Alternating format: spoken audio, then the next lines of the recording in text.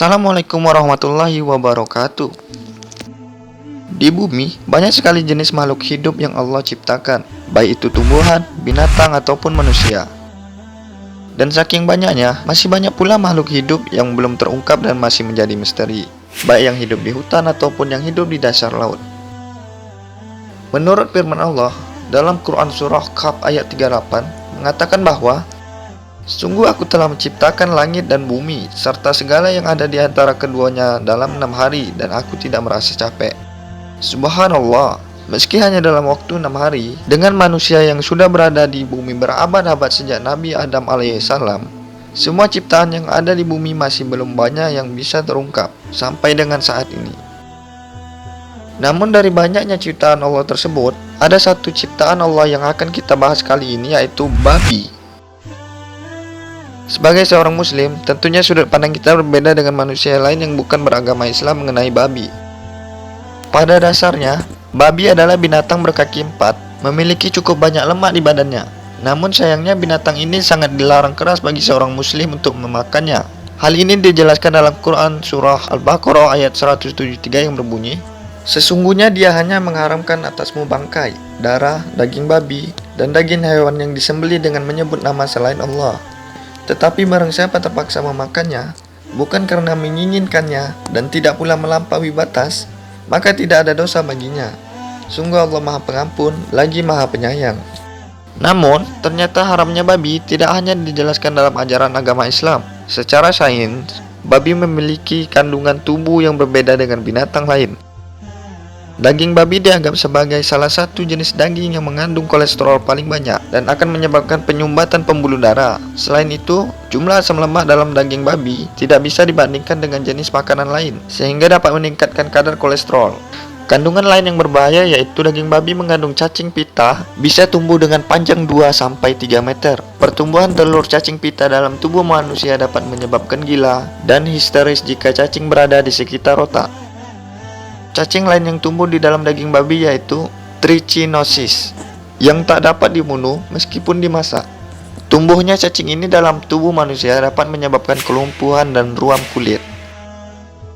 Tak hanya cacing, babi juga membawa penyakit seperti bakteri tuberkulosis atau TBC, virus cacar, serta parasit protozoa. Sesuatu yang Allah haramkan pasti ada mudarat, dan mudaratnya lebih besar daripada manfaatnya. Hewan yang diharamkan juga memberikan pengaruh bagi orang yang memakannya.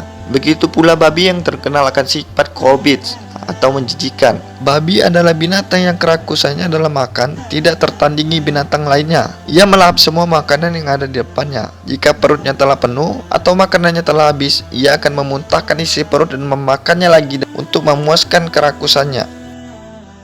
Bahkan ia tak segan memakan kotoran apapun di hadapannya. Kotoran manusia, binatang, sampah busuk, bahkan makanan kotoran sendiri. Babi juga merupakan hewan pemalas, maka orang yang gemar memakan babi akan punya sifat tabiat seorang babi pula. Allah menciptakan babi bertujuan sebagai bahan uji bagi manusia. Jika seseorang mampu menghindari mengonsumsi daging babi, maka ia lulus dalam ujian Allah. Selain itu, pertanyaan mengenai kenapa babi diciptakan namun diharamkan untuk dimakan juga dijelaskan oleh Ustadz Abdul Somad dan Ustadz Khalid Basalamah dalam kajiannya. Ustadz Somad, ya, babi itu dilarang sama Allah. Iya, kenapa diciptakannya? Babi itu dilarang sama Allah, Ustadz. Ya, kalau memang dilarangnya kenapa diciptakannya? Ditengoknya muka Ustadz pucat, senang dia. Tak tahu kan? Tak tahu kan? Ente pernah sekolah tak? Oh pernah lah Ustaz. Pernah tak ada pertanyaan multiple choice? Ya. Presiden Amerika 1, Presiden Soekarno. 2, Rafsanjani. 3, Kiichi Miyazawa. 4, Donald Bebe. Kenapa yang 3 itu tak betul? Kenapa yang 1 betul? Apakah guru itu bodoh? Tidak. Kenapa dibuatnya 1 betul, 3 tak betul? Untuk sebagai ujian.